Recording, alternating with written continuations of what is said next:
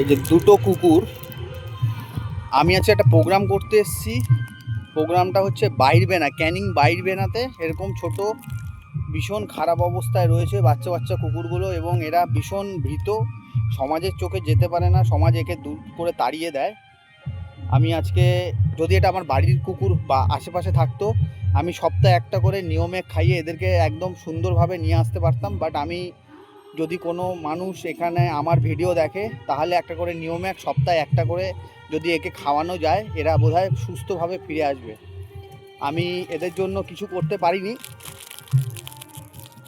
দুর্ভাগ্যবশত।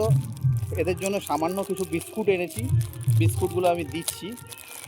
তো কোনো মানুষ যদি এদেরকে একটু দায়িত্ব নেয় খুব ভালো হবে। খাও, এরা খুব সুস্থ